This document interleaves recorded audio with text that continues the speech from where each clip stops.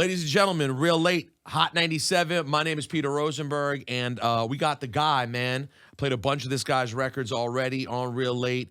Drum work, music group's own Jae Skeese in the building. Buffalo, East Buffalo, what's popping? Man, what's going on with you, bro? How you feeling? I'm good, bro. How are you? Let's talk about this Abolished Uncertainties album. Yeah, for sure, man. It's the hottest shit out.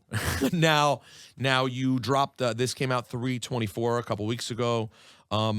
Since we never talked before, what's the Jae Skeese story? How did you end up with Conway and drum work, first of all? So I was working a regular job, you know what I'm saying, for almost like 10 years, you know what I mean? Like just chasing my dream and everything. What was the regular job? I was working at a sneaker store. Okay. You know what I'm saying? It's evident in the music. That's all I talk about is the kicks for real. But in Buffalo. Yeah, in Buffalo, yep. And what kind of sneaker store was it? Was it like a it was like, we had a little bit of everything. We got like a lot of the Jordan releases and things like that. You know what I'm saying? But in 2020 I got furloughed from the store.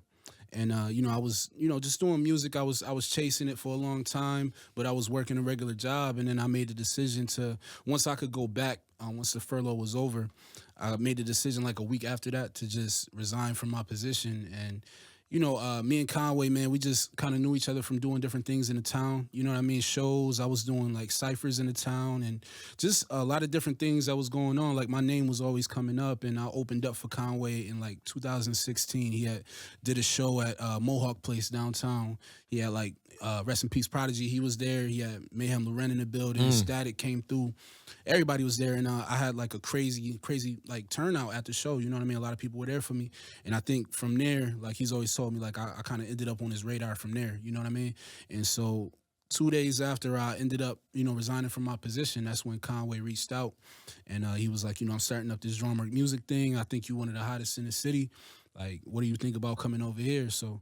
And then from there, a couple months later, we had our first couple studio sessions, and I recorded some of the records that you heard on Abolished Uncertainties, man, and it's been up from there. Oh, really? Some of these you've had for years.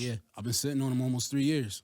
Wow, has that been hard? Because once you make the decision to not be a, regular guy anymore at the sneaker shop, now you're trying to be an artist. You almost have like, it's a different lifestyle. Way different. But at the same time, listen, they're still. Con was still building his thing, Yeah. Conway's bigger in 2023. Y'all met in 2016, you said? Man, we met before that, really, but we really been like, He took an interest in 2016. Yeah, in 2016, right. Even that, though, he's way up from where he was in 2016. 100%. And you've sort of been along for the ride, patiently waiting. Mm-hmm. What's that? How do you manage life when you're an artist who's kind of waiting for the moment? It's tough, man, to be honest, but, it's almost like I remember hearing somewhere like, when you chasing a dream like this, you kind of got to be delusional. You know what I'm saying? You just figure it out, you know what I'm saying, as you go. And that's what I was kind of doing. Like last year when I was dropping projects, like I had dropped Iroquois Pliskin, the EP, and I dropped the joint with Big Ghost, Authenticity Check. Like I was just making sure that I was just, doing something to keep me afloat while I was waiting, you know what I mean, and working on my album. Because the album, I've been working on it since late 2020, so it's been almost 3 years. So it gave me a lot of time to perfect it. But in between that time, you know what I mean, I still had to make sure that I was keeping my name relevant and making sure that I was just on my grind, you know what I mean? And those projects that I put out in between and like the merch that I was doing and like the little sneaker drop I did and stuff like that, that's what kind of kept me afloat. And then being on tour with Conway, I wasn't even on the tours officially, but I'm at the merch table selling my merch, selling my CDs, and meeting,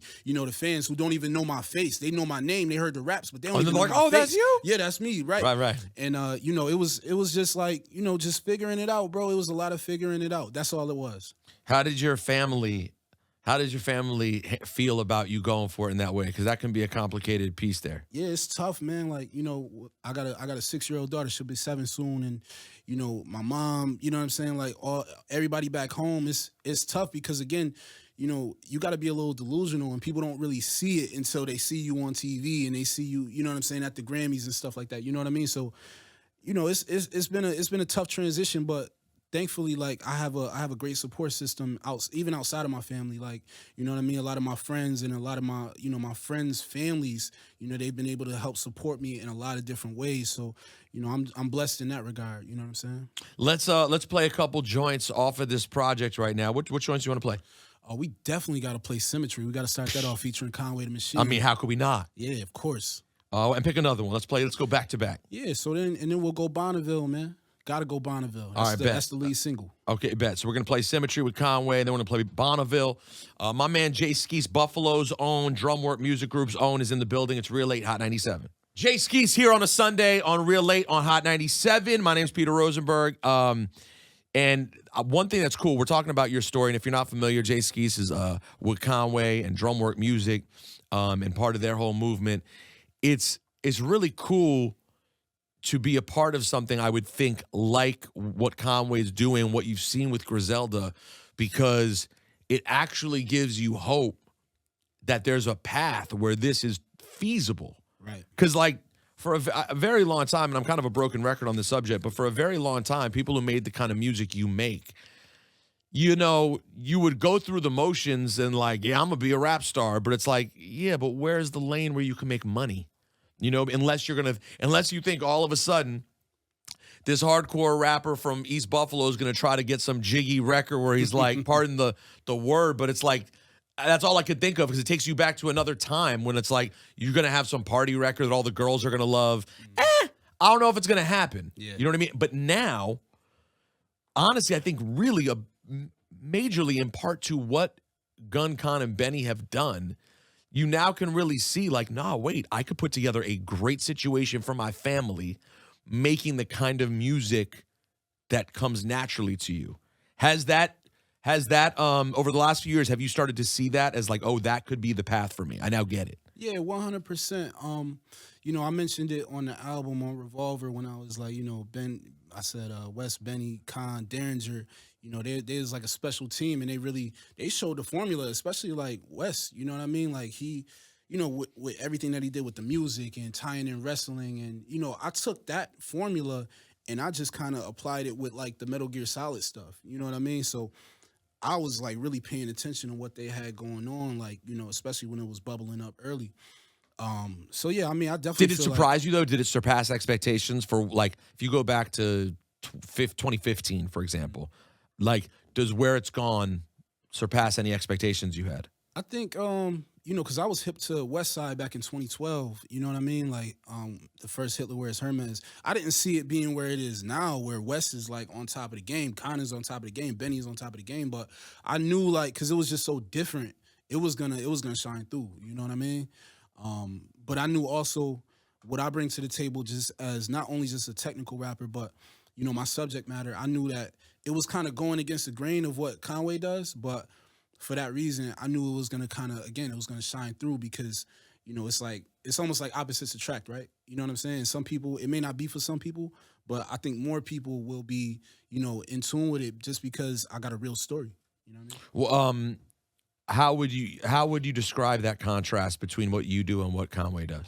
I think, you know, it's crazy when I think about it, man. Con grew up 10 minutes away from where I grew up at, right? And we kind of lived two totally different lives, and that was only because of the decisions that I made. And it just kind of shows the diversity like in the same area of Buffalo. You know what I'm saying? Like, you got this lane over here, you got this lane over here, and it's really up to you to choose whatever lane. But, you know, we both are people who overcame adversity and overcame struggles to get where we are today. If I'm reading between the lines, I imagine that you're talking about the fact that Con went street route. Yeah. And you went a different route. Yeah. I ended up getting a jobby job. Yep. And just were like regular Joe trying to get by. And that was your choice. Yeah. Did you ever make a conscious choice, like, yeah, I'm gonna keep this thing 9 to 5, or was that just always sort of what your DNA was? I always just wanted that security, you know what I mean? Because I grew up like not having nothing. So, you know what I mean? I always just wanted to make sure I had some type of safety net. But then when I ended up, you know, leaving my job, I didn't have a safety net, like, whatsoever. I had nobody to like lean back on or go to for anything. So I put myself in a position where I had never been before, you know what I'm saying, where I didn't have anything, you know what I'm saying? It was just this, you know what I'm saying? So like I didn't want to live that life, you know what I mean? Like, I was only doing the 9 to 5 to really fuel the dream, but in actuality, I didn't even need the 9 to 5 to go and chase the dream. Right. But again, you're someone who likes security, like, as you said, so it makes sense that would be the way. Right. And all's well that ends well. How much have you enjoyed just the sort of getting to be like a professional rapper? It's been crazy, man. Like coming up here talking to you and going and doing some of the other things we've done. You know what I mean? Going to Rolling Loud and performing. Symmetry is beautiful, man. Like you know what I mean? This is everything that I could have ever asked for. Even if you know what I mean. Even if I don't take it any further than this, putting out one album and giving the world my real story is everything. You know what I'm saying? So like I said, man, like it's not a lot of people out there that have lived their dreams from like childhood and got to, the point that they saw themselves getting to. So, I just consider myself blessed in that regard, man. And I think that the Griselda guys really deserve credit. I hope they get it for how much they have constantly been trying to put on the next for them. Like Gun's name popped the first. Mm-hmm. And by the time Gun's name was hot, Conway and Benny were right there. Yep. And then since then, Benny works hard on BSF. Con works hard on drum work music. Matter of fact, we had a whole thing scheduled for Summer Jam a couple of years ago that got canceled because of that storm. I remember that. The drum work stage we're going to do. I've had, Love the Genius came up on the show recently. Like, everyone is trying to put on for the next people.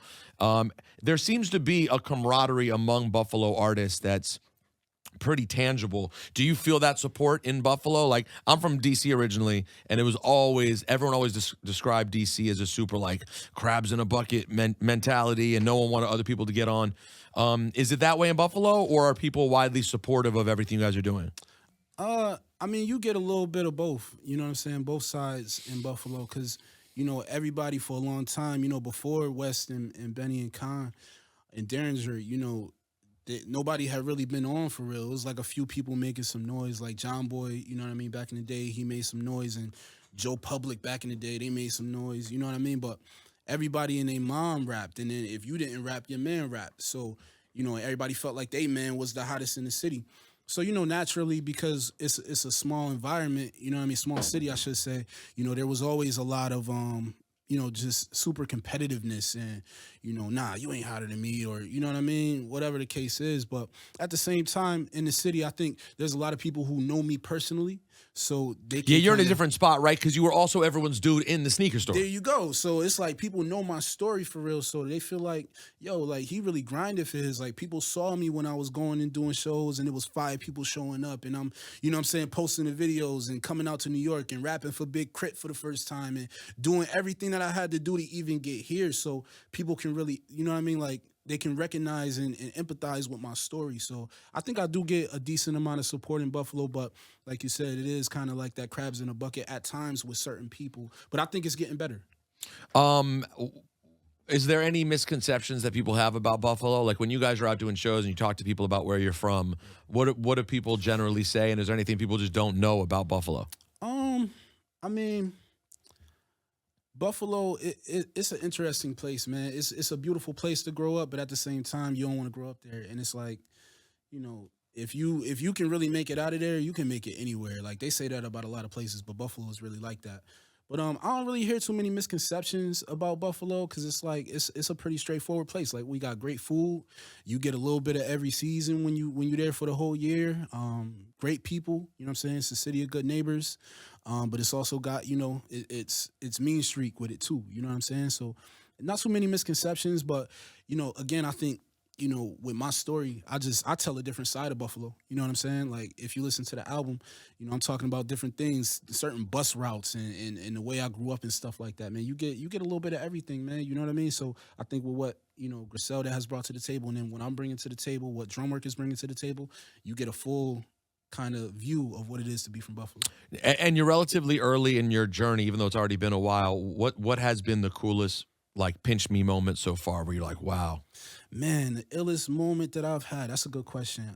Maybe someone you got to meet, maybe just a show, whatever. I think the illest moment that I had so far was, being with Con on his press run for God Don't Make Mistakes and going and doing the LA Leakers freestyle, just because of the way that it kind of unfolded. Like I wasn't even supposed to be on there, and it was funny how it unfolded, but that ended up being a viral moment. And if you go back and look at all the comments, you know what I'm saying? Everybody's like, yo, Con went crazy, but this dude Skeese, like, who is this dude? You know what I mean? So it was like one of those moments, I think, for me where, you know, it was like a prove it moment. And that was the first time I went on like a major, you know what I'm saying, platform and did my thing. And you were just ready in the moment. I was just ready, bro. One take.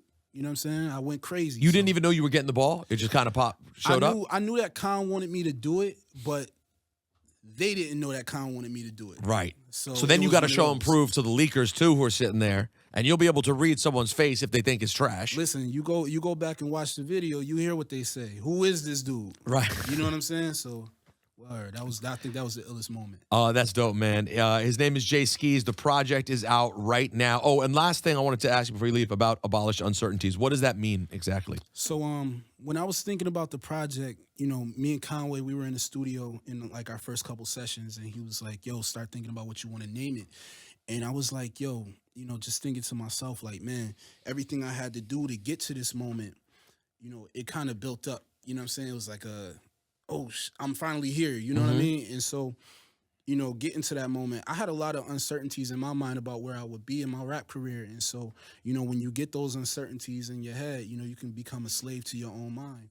And so I was like thinking, like, you know, with me putting together this album, signing the drummer, getting next to Conway, this is like me taking those chains off of my mind, you know what I'm saying? And so when I was thinking about that, like just releasing myself from that uncertainty, you know what I'm saying? I was like, well, how can I word that in an album title? And I was like, Abolished Uncertainties, man, like, because it's almost like, you know, again, abolishing that uncertainty and abolishing yourself from that, you know, you might have self-doubt, yeah. You know what I'm saying? Or whatever the case is. And that's what this album did for me. Yo, Jae Skeese, man, go peep this album. I think you're really going to enjoy it. Keep doing it, man. Appreciate your energy and appreciate sort of your attitude and approach. More refreshing than you might think to hear your take on things. So thanks for coming through. No doubt, man. Thanks for having me, man. I appreciate you. Of course, of course. Shouts to Chad. Shouts to Potts, the whole Drumwork music group. Hang tight. The throwback is next right here, Real Late on Hot 97.